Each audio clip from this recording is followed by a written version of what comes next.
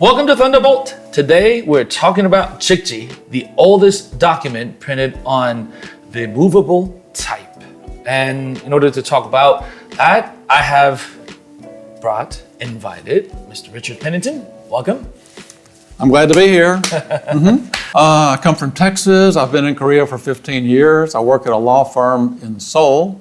I'm proud to say that I was a light school teacher for 14 months between late 2007, early 2009.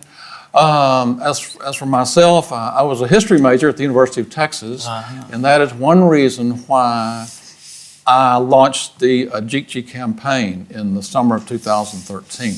Okay. So this is an interest that you have garnered since you came here. Yeah, that's true. I did not know what Jik-ji was before. That's very true. Okay. So let's get right into it. So what is Jik-ji and why is it in France? Okay, why is it in France? Well, as you said before, Jik-ji is the oldest extant document printed on movable metal type. When I say extant, that means it's still in existence. There were many before. The Chinese had movable porcelain type 200 years before the Koreans. And then we, if I may include myself, improved on that with movable metal type. And the reason it's important is that the printing press did not originate in Germany. Gutenberg did not invent the printing press. This is a very important point. Everybody says Gutenberg was the originator of the printing press. That's not true. He only made improvements on what the Chinese and the Koreans have been doing for between 500 and 300 and 500 years. So it's a very important document. Right. I remember reading literatures about Al Gore's visit to the Vatican, and he actually found lots of documents, even from Korea, right, that had been printed way before Gutenberg. I think these are important evidence to show how developed and how civilized Korea were, but also the human society in general. Yeah, right. I mean, Korea, this is really an amazing thing that they were able to do what they did using what was then what we would call a crude technology, but nevertheless, they were creating these documents long before the Europeans were, and that's really something that modern day Korean students should be proud of. Right. I remember reading back in 1999, 2000, lots of magazines did the invention of the century. Yeah, that's right. Back 1999, 2000, a lot of the magazines selected the internet. And they also, while doing that, they were selecting what were then the most important inventions of the previous centuries. And one that got on, of course, was the printing press because it democratized knowledge. Right? It was actually called the invention of the millennium, not just the century, 1,000 years. Of course. So, why is it there? The first French ambassador to Korea was named Victor Colin de Plancy. It was in early 1890s that he either bought or took Jik-ji.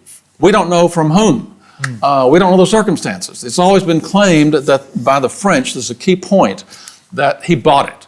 And what I and my colleagues in the committee to bring Jik-ji back to Korea, that was the name of our NGO, what we always said was that there's no proof. There's no proof that he bought it. In the 50s, there were different owners, Victor Colin de Plancy, and there were at least two others who owned it, and then one man put it up for auction. Eventually it went, and his heirs said, okay, we'll send it to the National Library of France. Okay?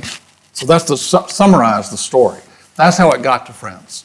Now, even by the title of the book, if I may, it says "Lonely Fight." Yes, that's true. So, just by the title of it, we could realize that I guess the Korean side wasn't really fighting for it. Yes, that's true. Right. Why? Well, that's a good question. We struggled with the Korean government. I can tell you, I wrote to the ambassador, the Korean ambassador to France, the French ambassador to Korea. I wrote to President Park Geun-hye and President Moon Jae-in. every person I could think of in the highest levels of the Korean government and to get them to work with us, we always emphasized that in Korean French political relations, it should always be on the agenda. Whenever we again I'm saying we met with the French, we should always raise the issue of Jik-ji. We want it back. That's what we were always saying to them, to these people in government, that they should emphasize to the French, we want it back. It's too important to leave in France, and it should be brought back. Now, why is it important to you as a American? Why is it important for you that Koreans get it back? Jik-ji is such an important cultural and historical artifact that the fact that it's in Paris is just, well, I and my colleagues, we found it unacceptable. So that's why we kept pushing and raising the issue, making as much noise as we could. Now, I remember going to France and visiting the Louvre and quite surprised that everything was there. Even the Code of Hammurabi was there, all the other sculptures are there. And it was then, at my late 20s, that dawned on me that, wait, Mona Lisa, Da Vinci, Italy, and many other things that are there, in fact, aren't from France. That's true. Right? So when a powerful country of the past refuses to give back the artifacts of other countries, isn't there any real way to get it back? Well, I think, as I say in my book, there is a trend going on that has been for the last, 20 or 30 years, that I think is picking up speed, of countries repatriating those documents, or whatever they are. You know, the French President Macron, he made this big statement a couple of years ago about how we feel so guilty. Specifically, he was talking about some African, things they'd taken from African countries, right, and how improper it was that France continued to hold those, and we're going to give them back.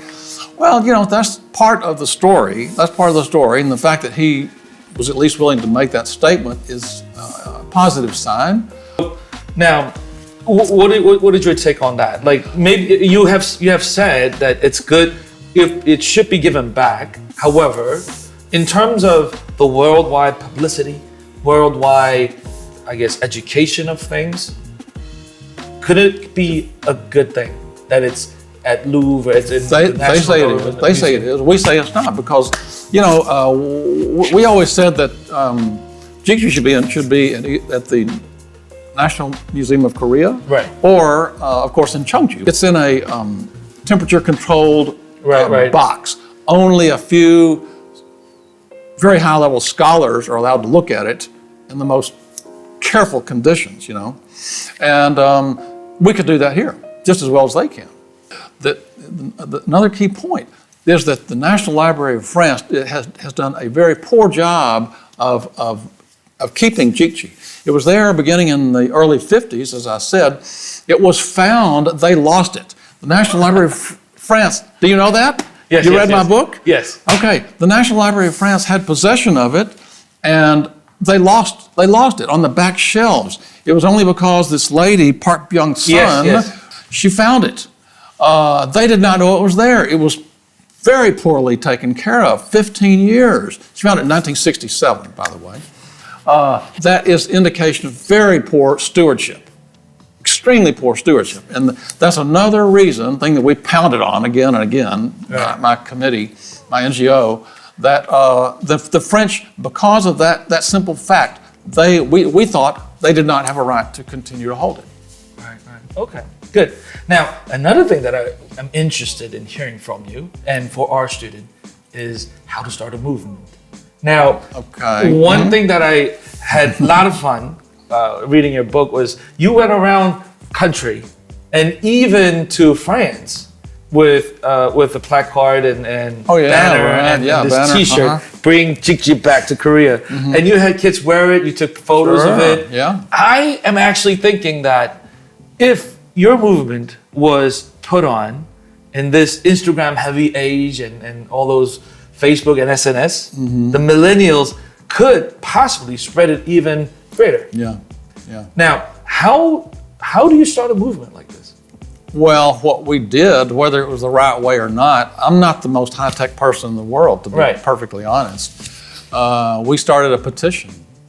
I was in Cheongju in the summer of 2013, and that was when I went to the Early Printing Museum in the reconstructed Hungduksa and learned about Jik-ji. And when I came out, I talked to the director. I said, "Hey, why is it in France? This is too important to leave there." And he had such a weak response. Oh, so it was a defeatist attitude. And I was on the bus coming back to Seoul when I just thought to myself, well, I got to do something. So I started a petition. We got approximately 8,000 signatures on our petition. Wow. Our plan was to present it to the French ambassador. He consistently refused to meet with us. Again and again, we asked. With the knowledge of what's coming. Yeah, he knew what we were going to say, but that's okay. A 15-minute friendly meeting is all we were asking. Right. We never got to meet with him. Anyway, that's how it got started with the petition. Right. And we were on Arirang TV, we were on radio, a lot of newspaper articles and whatnot. So I like to say that even though we failed in our goal of bringing Jik-ji back to Korea, we made more noise about this issue than ever before. Right. And it got to me. And the awareness that I would also wanted to take part of to spread about this knowledge, about this beautiful and important history of ours.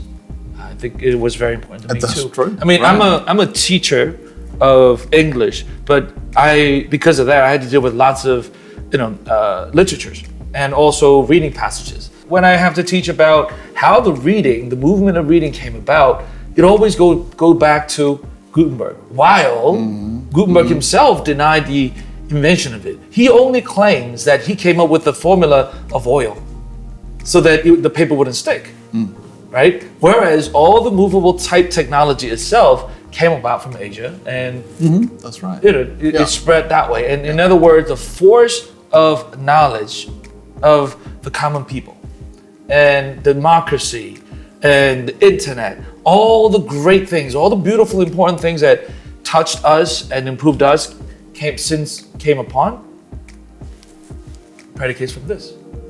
So it roots from this. So that's why, this discovery and this type of movement is important. And that's one of the important reasons why I brought you on here, that you are an important person for our students because you are a living proof that it's important to fight for what you believe. Yeah, right. That's right. Even if it doesn't succeed, and our effort did not succeed, that's true. It was worth the time and the effort and the trouble and the money. I certainly have no regrets. Right. Wow. And as Korean, I thank you. Well, and as the citizen of the world, yeah. I thank you. And I'm very sure our students are thanking you too. Well, sure. Thank you too. And also, I just want, if I may add one more thing, I would just want to say that you suggested possibly some advice for the students. Yes. I think it's unfortunate that history is downplayed in Korea's educational system as it is right now. That's very unfortunate. History history is so important. It needs to be studied. It should not be just some little elective you can take if you want to. Every student should be taking history classes, and you gotta know your history. I think a lot of Koreans don't. That's very unfortunate. Right.